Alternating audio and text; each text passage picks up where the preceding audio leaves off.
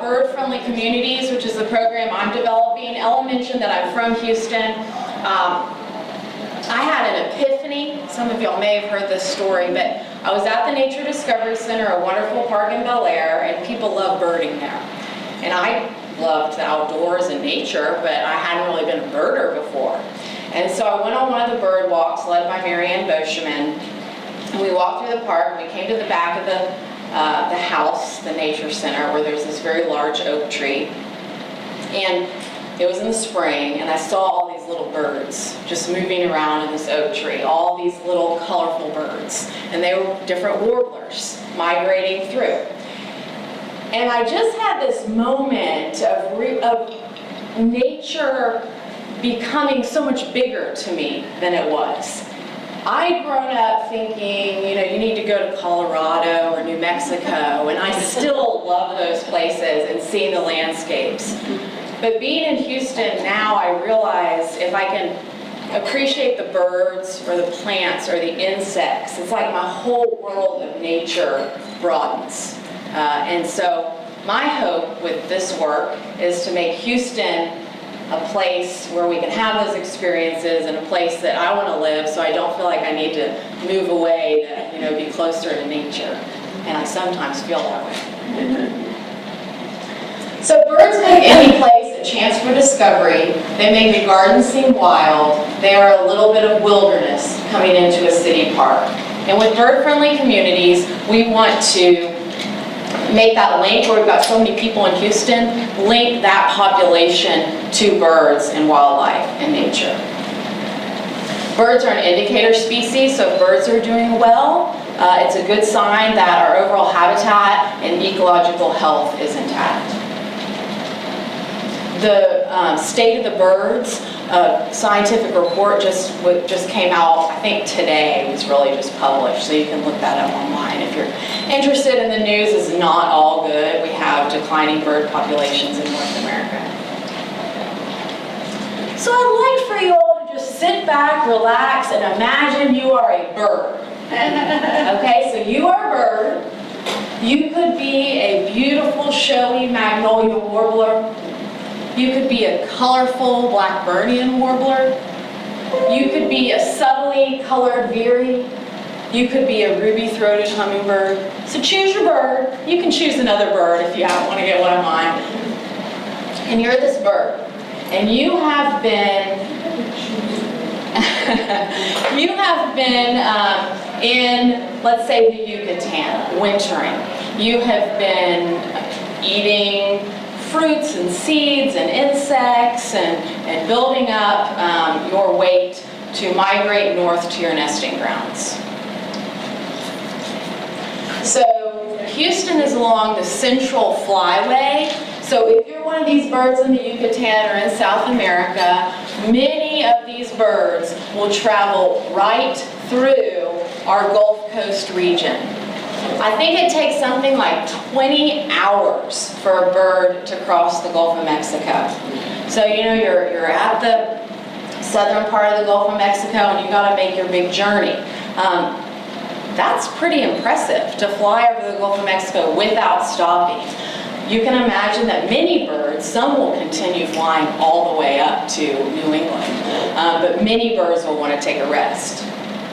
I have discovered, and I thought this was interesting, that some birds don't just stop at the first land they see. They actually prefer to go inland about 50 miles before landing to refuel. So what do we have about 50 miles inland in the Gulf of Mexico? We have Houston. And these are some of the challenges we face as people, but birds also face and other wildlife. The concrete jungle, the traffic, the sprawl. I just think about the Grand Parkway now, we keep getting bigger and bigger and bigger. Water pollution. This is an interesting graphic showing housing density. So in 1940 it looked like this. The red areas are your more dense areas. Again, imagine you're a bird.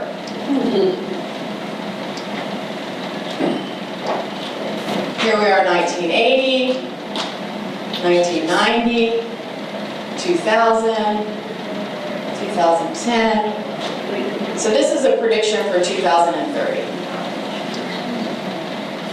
If you're a bird, you may have once wanted to land in this lovely Psalms prairie. You may have flitted around and fed on the seeds. You may have enjoyed the edge habitat.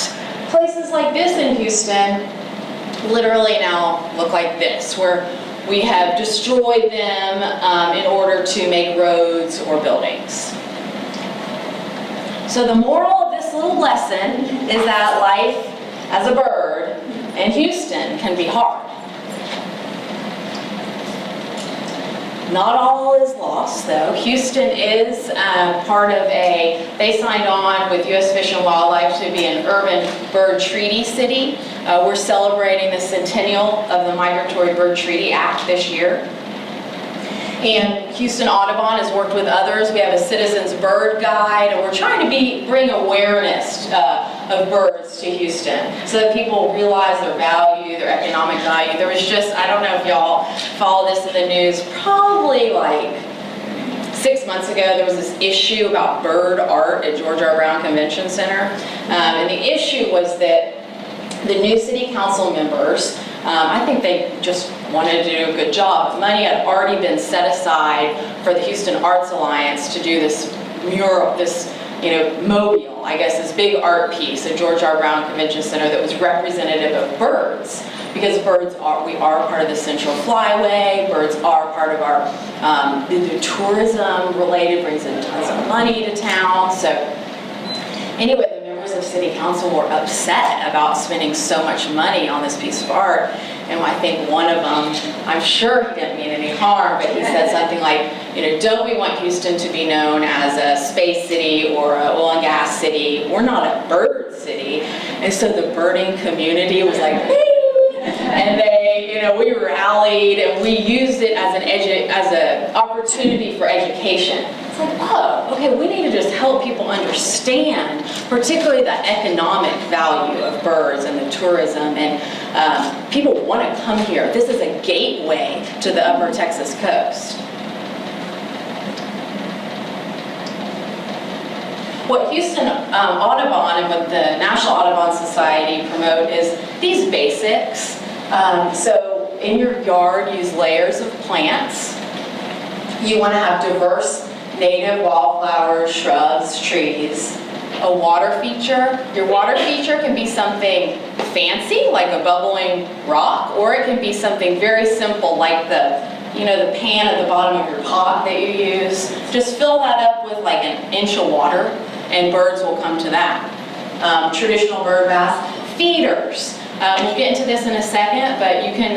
It's a lovely way to really start learning your birds.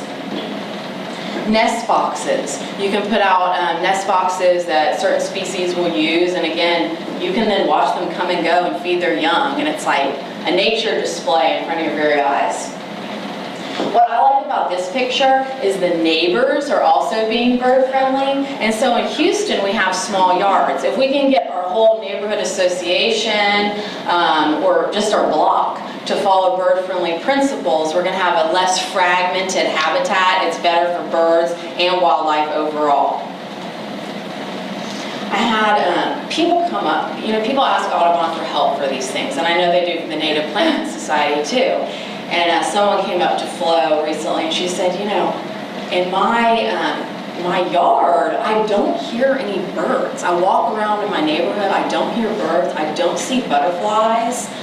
Why is that? And we really believe that the key is native plants. That what we've done is we've created these corridors of plants that offer no benefit to wildlife. And so the downside, there are quite a few, but one is that you don't have that. You're not seeing and hearing nature around you. So we can help that. The story of the chickadee. This is something that just brings it on home. So a chickadee is a bird that nests in Houston, and it's a cavity nester. So you can see right here, if you look carefully, there's an adult feeding a clutch of babies. So the chickadee feeds its young insects. It feeds its young caterpillars. I think it's 98% of terrestrial birds feed their young insects. Okay, so insects are the key to growing bird populations. So this chickadee, and let's say the clutch is 6 babies. This chickadee will feed a clutch up to 9,000 caterpillars to raise 1 clutch of baby chickadees. When you think about that across Houston, then you start thinking, well, how many caterpillars do we need to raise the next generation of chickadees? And it's a lot. So studies have just begun really in this work, but studying how these birds are feeding. So this little star is a nest, and then the colors show density of repetition of visits, and then the numbers are labeled trees. So what this small study began to show is that birds will go to the native tree, even if it's farther away, to find food to feed the young. So you start really seeing this relationship between the native trees because we can guess it has more diverse insects that can feed the young. So here is another example of this relationship. These pictures are taken from Russ Pittman Park. So here's our rough-leaf dogwood. The unicorn caterpillar, the host plant, is the rough-leaf dogwood. This is such a cool-looking caterpillar. It is a moth. So it eats this rough-leaf dogwood, and then we know that the great crested flycatcher can eat a unicorn caterpillar. We're not 100% sure that that's what's in its mouth in that photo, but you start to see this relationship that if you want to have a great crested flycatcher feeding its young in Houston, which it can do, we've seen them nesting here, that's a picture of one, you're going to have the caterpillars, and you're going to have the plants that support those insects that have been, that relationship that has been adapted over years and years. So Doug Tallamy, can you just raise your hand if you've read Bringing Nature Home? Okay, this group has. I give this presentation to other groups and no hands go up. And I'm like, oh, you have so much good reading ahead of you. But this is a wonderful book if you haven't read it. And what Don Mercer did, is he took Doug Tallamy's trees and he chose our Houston trees, our local trees, and came up with this list. So let's look at oaks. Okay, so oaks support 532 different species of Lepidoptera, so butterflies or moths. Cherries and plums, 456. Willows, 455. Maple and box elder, 297. That's a lot of support for caterpillars, the thing that birds need. Then you move down here to these alien plants that we're familiar with. Crepe myrtle supports 3. Chinaberry tree supports 2. Golden rain tree, see those a lot, supports 1. Nandina, 0. So you start to see this relationship between the native trees and the insects. Some people will say, but how does it look? Because I don't want insects, eating up all my leaves and making it look ugly. And Doug Tallamy says, you might assume that my oak was riddled with unsightly caterpillar holes, but not so. Some birds eat most of the caterpillars before they get very large. From 10 feet away, the oak looked as perfect as a Bradford pear. So really, it's not much about aesthetics.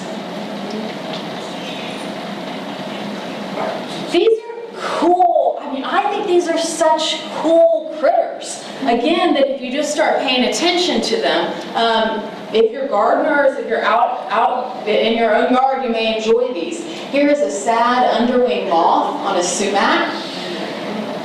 Very camouflaged. Here is a double-toothed prominent on an elm. The back of this is edged to look like the side of an elm tree. Here is a white-eyed vireo feeding its young caterpillar. Here is a turbulent foscula on I'm not sure what the plant is, but I know the host is greenbrier. And then here's a common pug that looks like a twig.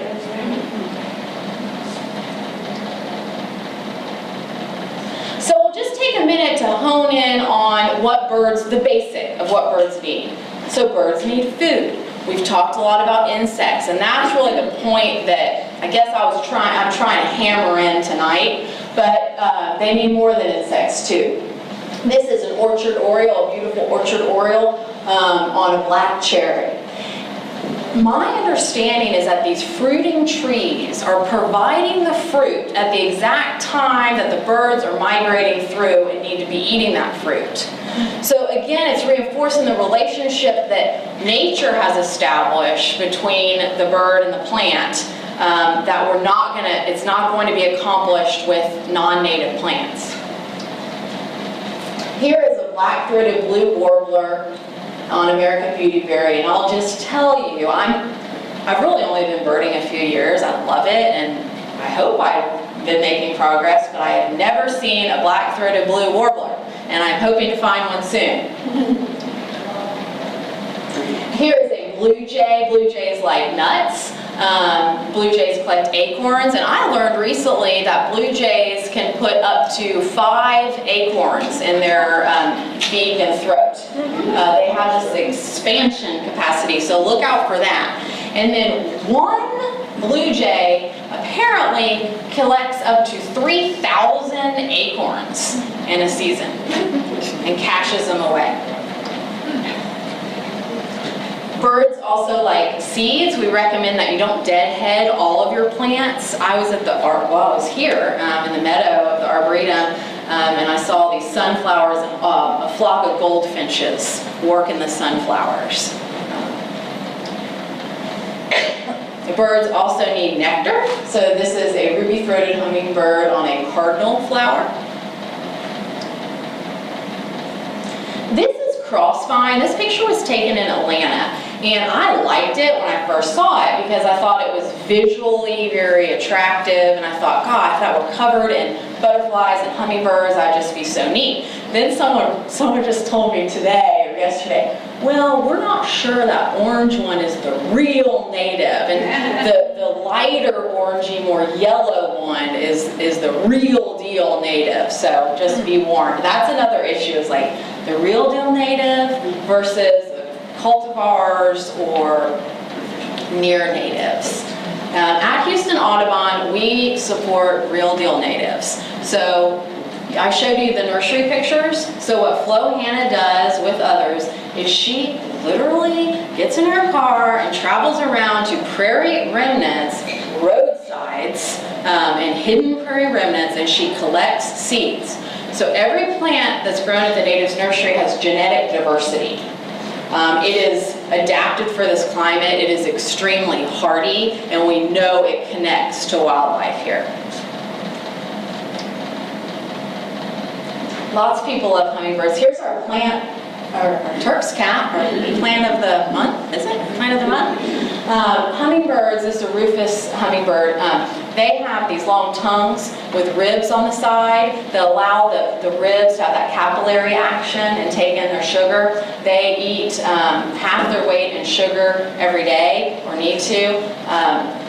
If you want to have a hummingbird feeder, we recommend, there's these little ones, and you can spread them throughout your yard. Put them near a little bit of cover, because predators may go after them, and all birds need a little bit of cover next to them.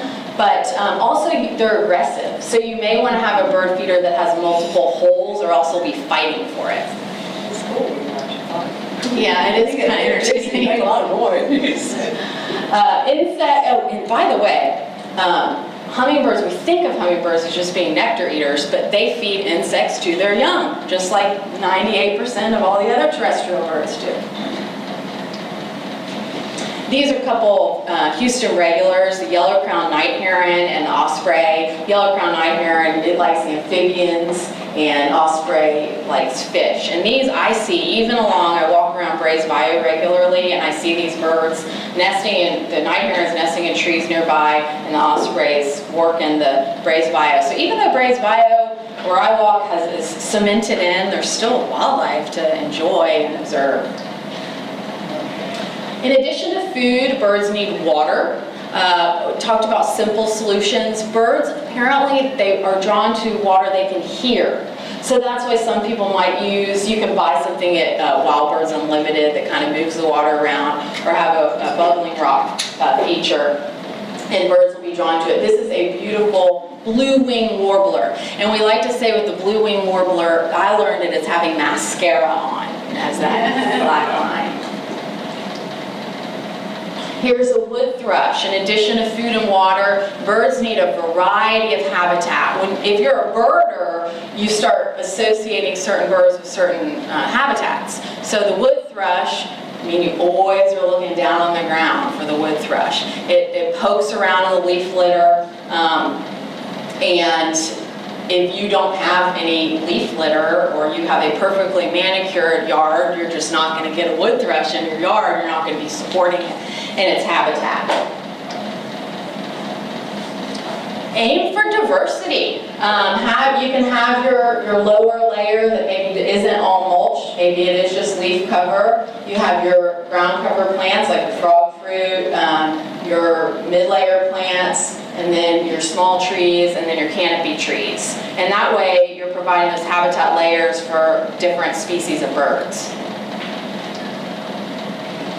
Birds also require nesting locations and roosting locations. So eastern screech owl, have y'all been hearing the whinny of the eastern screech owl recently? If you take a walk in the evening, you can hear the eastern screech owl. They nest here, and the little owl babies are really cute. And one time I remember I was pulling into my yard, and I had a very small yard in Westview, and I drove in and had this little screech owl staring at me, with my headlights on it, and I thought I was kind of blessed for the evening. I said, it just made my night. But screech owls are cavity nesters, so you can put a lot of people do owl boxes, so you can put your owl box up on a tree, and I've heard great stories of success of people getting nesting owls. If you are interested in doing nesting boxes, you can go to this cool site the Cornell Lab of Ornithology created called Nest Watch, and they have all different sorts of structures you can create. It's really good for scout groups and things like that. You can choose your region, it'll give you birds that are appropriate for our region. It'll give you kind of like design plans. It'll tell you how high up to put these, if you want to orient it a certain way, other things to be aware of, so it's a neat resource. Another bird that requires kind of a unique habitat is the chimney swift, and these right now, I think right now, probably the chimney swifts are flying around and you're hearing this kind of high-pitched sound. And chimney swifts originally would roost in dead snags. But now, of course, we worry that the dead snags are going to be a safety concern or they're unsightly. I really don't agree with, but they started moving into people's chimneys because that's what was left. Then people said, what is that noise in my chimney? They started capping their chimneys. So chimney swifts really have it hard right now. So one thing you can do is you can put up a chimney swift tower, or you can support, if you notice chimney swifts going in certain towers at dusk in Houston, you can make sure that those places stay around. Chimney swifts have adapted. Chimney swifts perch on they perch vertically. So they can't perch up on a branch. They can only hold on to the side with their long talons. They eat mosquitoes, so I think that's a good thing. And let me show you. Here's an example of a chimney swift tower. It doesn't take up much room, and we were thinking recently with some of these projects along the bio corridors, or just in spaces we have in Houston, it would be an easy thing to put up more chimney swift towers. You could have, and again, I have to give credit to Dawn, but You could have communities kind of take ownership over them. You could do art on the side of them, do community notices, have viewing parties, and really just get people outdoors and get them together is one idea we like. Okay, so Houston, being more bird friendly in Houston. The basic concepts I just outlined about what birds need. You all, this group, I'm guessing more or less get. Is that fair? Okay, so what does this mean for Houston? Well, this is a site that could be just outside of, I guess, Houston proper. A lot of lawn, a lot of lack of diversity. It's one of our challenges. This is an attitude I think we're facing right now. So this was a funny advertisement from Home Depot, and weekend warriors prepare for battle, and then in the little text it says something like, it's Mother Nature versus you. And I really laughed when I saw this because it does just suggest this attitude that we oppose. We want to work with Mother Nature. I haven't seen this site too recently in Houston, but you know you're in trouble when you see people in hazmat suits working at your next door neighbors. If you got to be in a hazmat suit, and apparently these toxins dissipate, but I would suggest that we don't have a full understanding of all that they kill. We know that they do kill beneficial insects, and I would question that not only for wildlife but also for my own health. And then this is my parents' next door neighbor's house, and I always have to give a disclaimer because I don't think they're in the audience, but I love them and I think their house is beautiful. But I always thought it was beautiful. I liked the lines of it, and then I started learning more about native plants, and I recently thought it was a great example to take a picture of because they've got just a little boxwood hedge, they do have some oak trees, and then they just have the St. Augustine lawn. And so when you look at that, you realize that, okay, my eye was seeing that as beautiful. Now that I have more knowledge, I see the opportunities that exist if they could go further in supporting wildlife. I think we have an issue in Houston. If you look around, you just see this mass of crepe myrtles and waxleaf ligustrum and the Bradford pears. And they're still going in. I saw them at Rice University going in, the ligustrums. And, you just start wondering, why is that happening? Why are these plants still going? Is it the horticultural industry? Is that what they're used to growing, and so that's what's affordable and what can easily go out there? Is it what the landscape professionals are used to installing, what they're comfortable with, what they know people are going to be comfortable with because they look decent year-round? It's interesting to just ask yourself the question. And I think at Houston Audubon, we want to make sure there are really good alternatives out there. We want to start solving this problem on a large scale. These plants, if you go to your Home Depot or Lowe's, you're going to see these plants tomorrow. These are plants that might as well be plastic if you're looking at benefit to wildlife. They're from other continents. They have very little nutrients for insects. In my mind, they're boring. They look the same day after day. There's no seasonal interest. And then I came to a Native Plant Society talk about invasives, and I thought this was an interesting tidbit that the speaker shared, that even when plants are apparently sterile, that after about 80 years, there seems to be a turning point where these plants start becoming invasive. So you can see that with crepe myrtles that are taking over along our biosystems.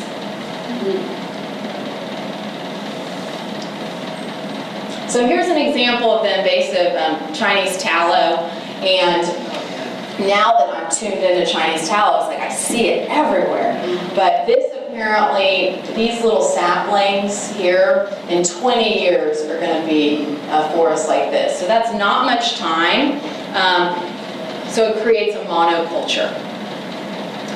to top it off, birds are desperate because they don't have the foods available that they need, so they're desperate and they eat the Chinese tallow seeds. And then they poop them out as they fly around, and it creates more and more of this Chinese tallow forest, which creates more and more of a monoculture. So we can offer alternatives, we're going to be part of the solution.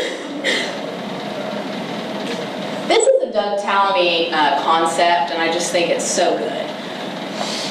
If before we as individual gardeners or as landscaping community, as homeowners associations, chose plants for decoration, screens, focal point, and anchor, let's change the balance. Let's change the scale. Let's choose our plants, yes, for those things. We want to have those things, but let's also choose for wildlife appreciation, mental health, soil restoration, food web value. Let's add to what we look for in our plants. There are diverse native options available, and I think you all are doing a good job in helping make sure they're available, and there's a lot more we can do. That's something I'm hoping that Bruce and I have talked about, and I'm hoping that we can work with you all more on, is how to create a movement where the average person who maybe doesn't even know much about native plants, that's what they're going to choose. So here's some pretty options. We've got a red maple, a Mexican plum, Gulf muley, and I think those are sunflowers. Black eye, yeah, what, does anyone, does that speak to anyone of what that one is? Sunflower is the closest I could come. That's a black-eyed Susan, that's the Gaillardia or the Indian blanket, and that's the parsley hawthorn, which I guess was cited as my favorite. I just do think it's really pretty. These are great options. They're wildlife friendly, they have seasonal interest. They, deciduous plants, some people say they don't like deciduous plants, but actually they really connect you to the natural rhythm and connect you to the seasons. Another way we can sell native plants too is about our Texas heritage. So when you drive down the street and you see St. Augustine lawn, it's not really saying Houston to you necessarily, or upper Texas coast, but if we have our native plants, it can connect us to our roots and what was here before people started developing. Know your plant source. We would ask you when you go to your local nursery, just ask where the plants came from. Ask if pesticides are used at the nursery. Just try to have a friendly conversation. It'll help you be more knowledgeable, and then it'll help them know, oh, people out there are interested, and maybe we want to look at, maybe there's a market for this. Start small and experiment. So I mentioned a few opportunities. We want to be able to recommend bird-friendly landscaping companies. So we want to figure out who are those people. If they don't exist yet, how can we get them there? And I think your certification program may really help with that. We want to have habitat ambassadors, and this is something I would ask you all to consider seriously. So those of you all who are native plant experts, okay, what are you going to do with that knowledge? And maybe what you can do is help Houston Audubon, and we can match you up with homeowners that are coming to us and wanting help all the time, local parks that want help, that we don't have the capacity to offer that consulting on a regular basis. So if you all want to be part of that, you can contact me directly, and I'm going to be developing a Habitat Ambassador program this year. So be fun, get in on the ground level, you can help make it happen. And then we're also doing a bird-friendly community website, and we need articles and videos and things that will inspire the beginner, the people that aren't tapped into this quite yet. Okay, let's just go through some inspiration. Everyone needs a little inspiration. Y'all are looking a little tired. I wish I could kind of do more song and dance and keep everyone awake, but maybe this inspiration will do the trick. So Deborah Good, she is an incredible woman who she lives in Baytown. She has this very traditional development, like a house development. And she just thought they were not doing a good job of being wildlife friendly. So she has worked with them now at the entrances to the development. They use native plants, where they have grass in the common spaces. They've dug it out and used, done native plant gardens. There's a prairie pothole that they've removed invasives. They put in an interpretive sign, and she has done that all herself. So one person can make a big difference. So here's one of her pollinator gardens that doesn't use all native plants, but the reason I wanted to point this one out is that I like that it has an edge. This was actually a kid's sandbox that was like nasty and wasn't being used. So she turned it into something a little bit more community and wildlife friendly.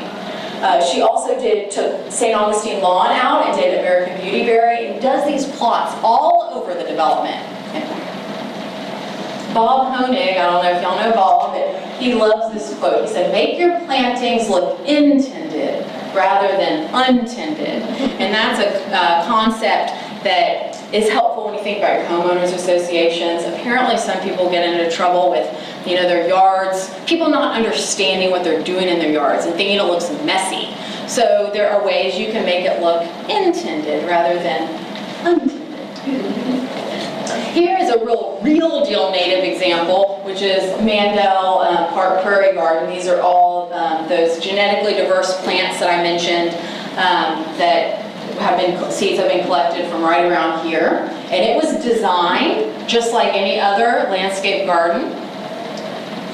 These are 3 pictures from last week from the Mandel Park Prairie Garden that I think are gorgeous. This is Don Verser's masterpiece creation. I wonder where Mandel Park is. Mandel Park, good point, is on the corner of Mandel and Richmond. So it's really close into town, and it's about a 1-acre park, and it's a community vegetable garden.